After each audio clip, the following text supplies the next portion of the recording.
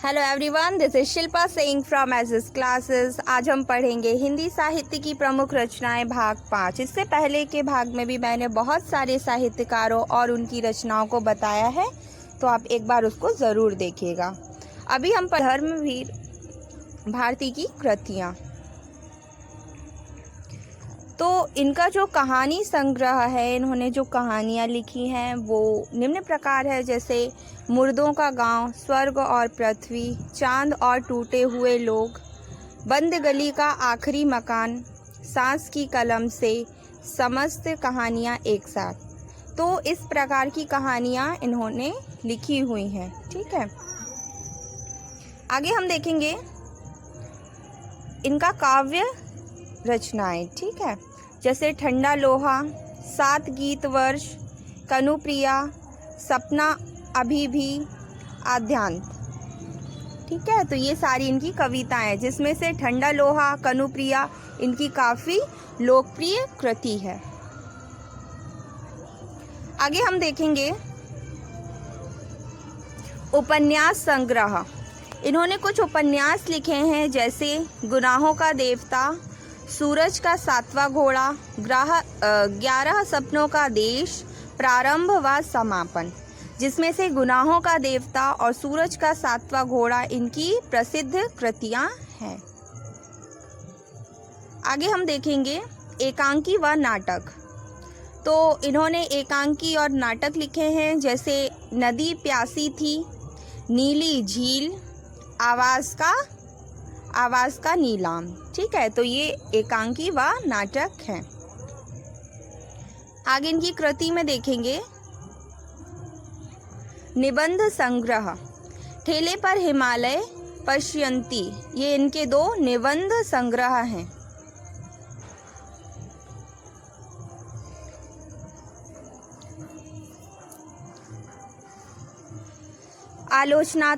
आलोचना संग्रह। तो इन्होंने 2 आलोचनाएं लिखी हैं, जैसे एक समीक्षा, मानव मूल्य और साहित्य, और पद्य नाटक।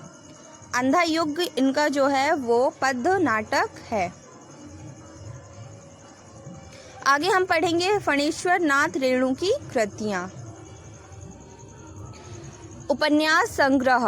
तो इन्होंने जो उपन्यास लिखे हैं, जैसे मैला आंचल, रति परिकथा, जुलूस, दीर्घ तपा, कितने चौराहे, लट्टू बाबू रोड।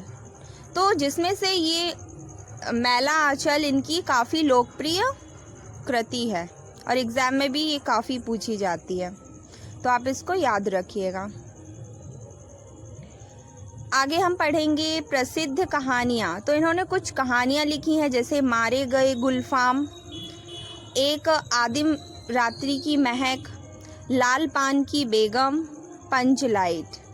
तो ये इनकी काफ़ी लोकप्रिय और प्रसिद्ध कहानियाँ हैं।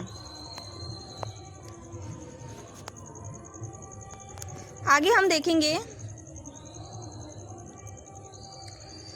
तबे एकला चलो रे ठेस संवदिया, ये भी इनकी कहानियाँ संग्रह हैं। ठीक है, जो काफ़ी लोकप्रिय है।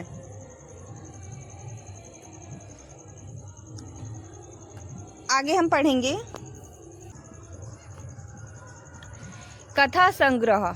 इनकी कुछ कथाएं हैं, जैसे एक आदिम रात्रि की महक, ठुमरी, अग्निखोर, अच्छे आदमी। तो ये सारी कृतियाँ इनकी कथा संग्रह हैं, जो ये भी काफ़ी लोकप्रिय हैं और कभी ना कभी ये एग्ज़ाम में कहीं ना कहीं पूछी ही जाती हैं, सो आप इसको भी याद रखिएगा। रिपोर्ताज संग्रह। इन्होंने रिपोर्ताज लिखा हुआ है, जैसे ऋण जल धन जल, नेपाली क्रांति कथा, वन तुलसी की गंध, श्रुत अश्रुत पूर्वे।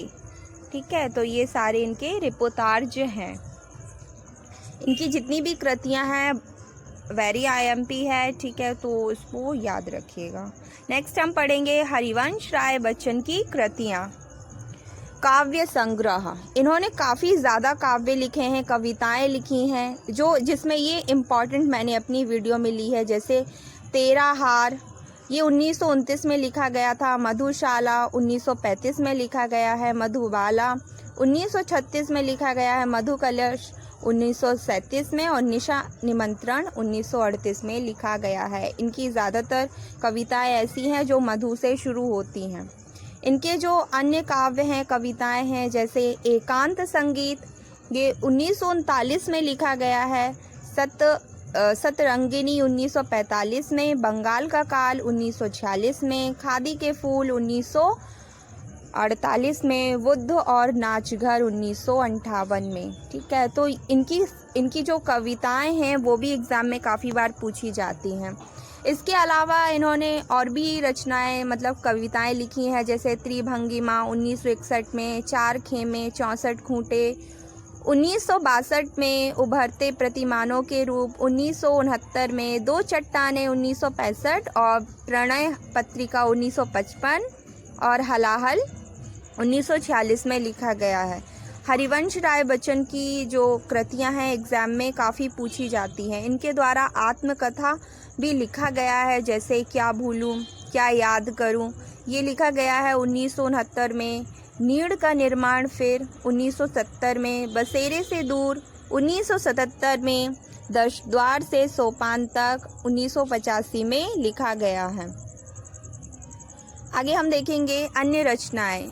इनके द्वारा कुछ अन्य कृतियां भी हैं, जैसे खयाम की मधुशाला 1938 में लिखा गया है, जनगीता 1958 में, नए पुराने झरोखे 1962 में, 64 रूसी कविताएं 1964 में, हैमलेट 1969 में, प्रवास की डायरी 1971 में लिखा गया है। तो इनकी काफ़ी कृतियाँ ऐसी है जो एग्ज़ाम में पूछी जाती हैं, तो आप याद रखिएगा। नेक्स्ट हम पढ़ेंगे सच्चिदानंद हीरानंद वात्स्यायन अज्ञे की कृतियाँ। तो इनके द्वारा जो काव्य संग्रह कविताएं लिखी गई हैं, जैसे भग्नदूत, ये 1933 में लिखा गया है, चिंता 1942 में लिखा गया है, इत्लयम ये 1946 में लिखा गया है, हरी घास पर क्षण भर 1949 में, बावरा अहेरी 1954 में लिखा गया है। आगे इनका उपनाम है। फिर इसके अलावा इन्होंने लिखा हुआ है इंद्रधनुष रौंदे हुए, ये 1957 में, अरियो करना प्रभामय 1959 में, आंगन के पार द्वार 1961 में, कितनी नावों में कितनी बार 1967 में, क्योंकि मैं उसे जानता 1970 में। इनकी ये जो रचना है कितनी नावों में कितनी बार, इसके लिए इनको ज्ञानपीठ पुरस्कार भी प्राप्त हुआ था। इसके अलावा इनकी अन्य रचनाएं हैं, जैसे सागर मुद्रा 1970 में, पहले मैं सन्नाटा बुनता हूँ 1974 में, महावृक्ष के नीचे 1977 में, नदी की बांक पर छाया 1981 में, present days and other poems, ये अंग्रेजी में है, इंग्लिश वर्जन है, तो ये लिखा गया 1946 में। ठीक है, तो इनकी भी काफ़ी ज़्यादा कृतियाँ बहुत बार एग्ज़ाम में आती हैं। निबंध संग्रह, इनके द्वारा निबंध लिखा गया है, जैसे सवरंग, त्रिशंकु, आत्मनेपद, आधुनिक साहित्य, एक आधुनिक परिदृश्य और आलवाल। ठीक है, तो ये सारी जो कृतियाँ इनकी निबंध संग्रह है और ये भी काफ़ी इम्पॉर्टेंट है। आगे हम देखेंगे कहानी संग्रह। इनके द्वारा कुछ कहानियाँ लिखी गई हैं, जैसे विपथगा, ये 1937 में लिखा गया है, परंपरा 1944 में, कोठरी की बात 1945 में, शरणार्थी 1948 में, जयदौल 1951 में लिखा गया है। ये कृतियाँ भी काफ़ी इम्पॉर्टेंट हैं। वैसे मैंने अपनी वीडियो में सिर्फ IMP जो कृतियाँ हैं उनको ही लिया है।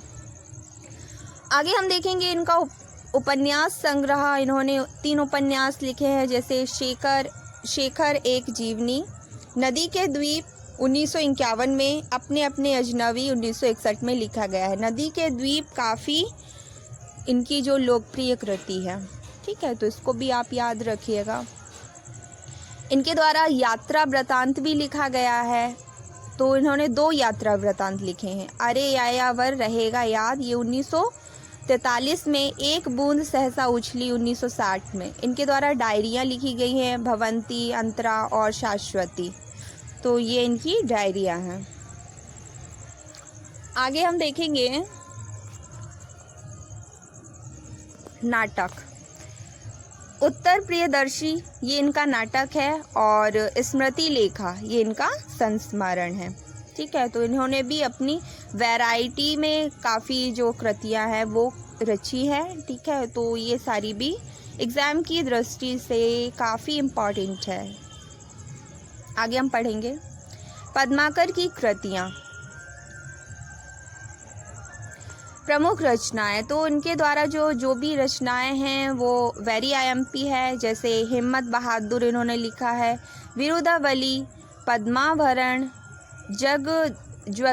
जगद्विनोद, ठीक है, राम रसायन इसका ये अनुवाद किया हुआ है, और गंगा लहरी। तो ये कृतियाँ भी इनकी काफ़ी इम्पॉर्टेंट हैं।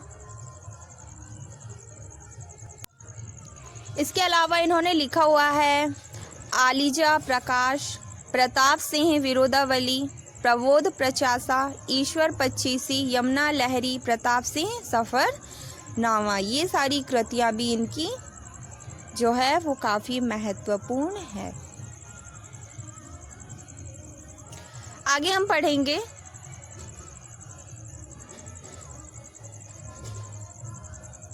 भगवंत पंचाशिका,